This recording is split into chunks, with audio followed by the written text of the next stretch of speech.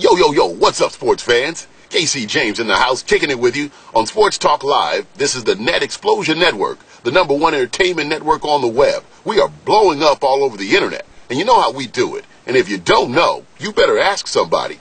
And have you joined KC Sports Club yet? That's my question. Because if you haven't, you're missing out on a chance to win a 32-inch Sharp Aquas LC HD TV, flat screen TV that is off the hook. We are giving that away on February 28th, just in time for March Madness. You get a chance to watch all the college basketball games and the NCAA tournament, the greatest event in sports. You get a chance to watch that in style. And to win it, you just have to be a member of my sports club. And to do that, log into the website, netexplosion without the e.com. Click on Join KC Sports Club. It only costs you $14.95. You have a chance to win weekly cash and prizes over $500, tickets, chance to win sports apparel, and, of course, that LC HD flat screen Sharp Aquas TV could be yours, but you got to be in it to win it. So get with the program and join KC Sports Club on the Net Explosion Network here at Sports Talk Live. What a sports weekend we had, and because it was All-Star Weekend, and a great one it was in New Orleans. The game yesterday was pretty nice,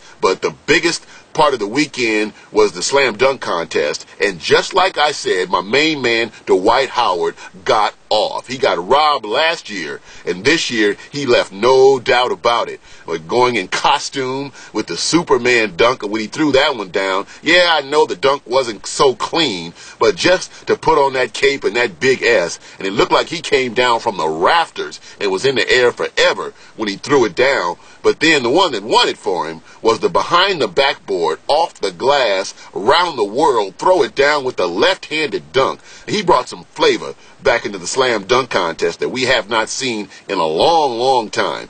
Gerald Green, the defending champion, I mean, he was all right. I mean, he threw down some stuff that go up and blow out the candle on the cupcake dunk with no shoes on was pretty nice too.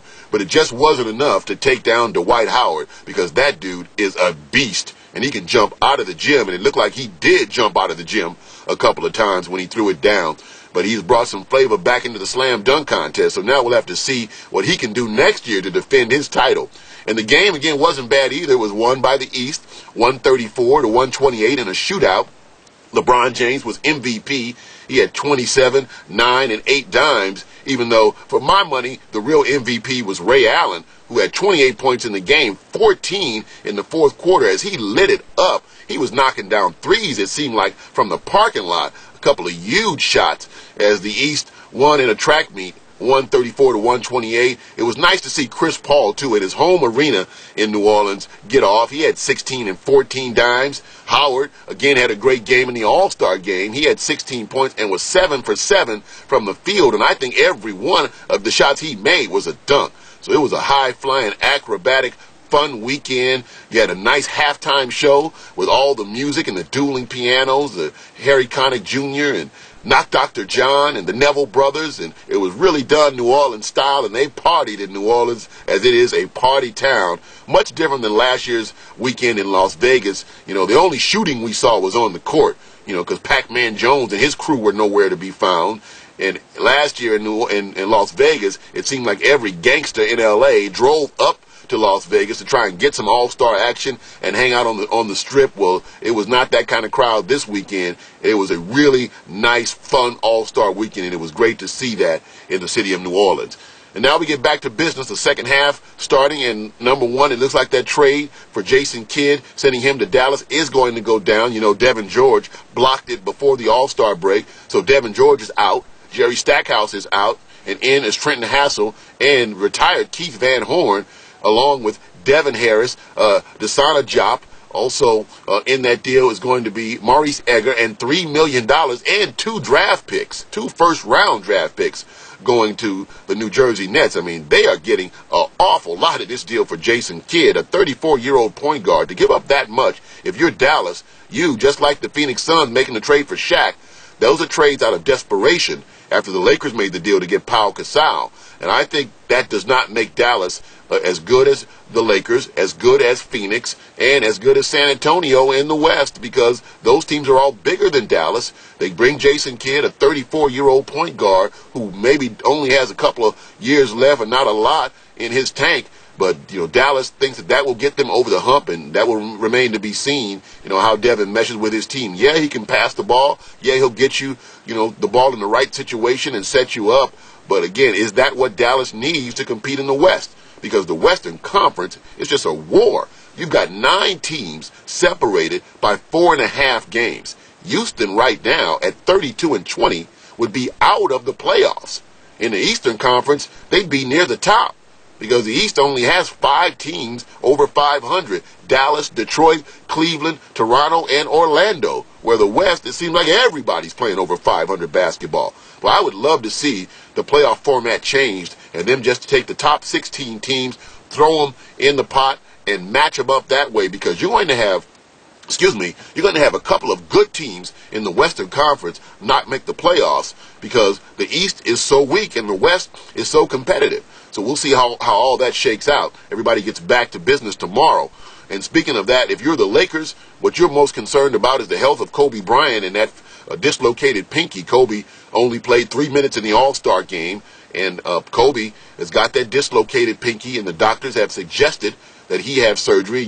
Kobe wasn't having none of that because he'd be out 6 weeks, and he know how much that the Lakers need him right now. They're trying to get Andrew Bynum healthy from that dislocated knee, and Trevor Ariza with that broken foot. So the Lakers hoping that Kobe can get through the season and the playoffs. Kobe says he doesn't want to have surgery until after the Olympics. And you know how Kobe is. He is so competitive. He plays so hard on the court that the chance of him aggravating that injury are pretty high, in my opinion. Kobe says it's not. But if he gets hit on that again, or catching the basketball, or diving on the floor, and Kobe is going to play 110%. He's not going to go out there and play 70%.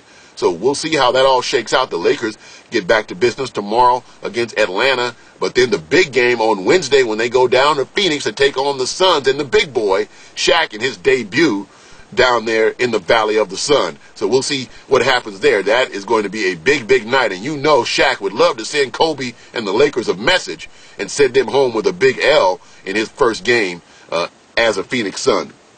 Today, Andy Pettitte, moving to baseball, met the press for the first time. He held his press conference to talk about the whole HGH situation and his testimony before Congress about his buddy Roger Clemens, and Andy kept it pretty clean. He apologized for causing the organization embarrassment and said he only did HGH twice because of injury back in 2004.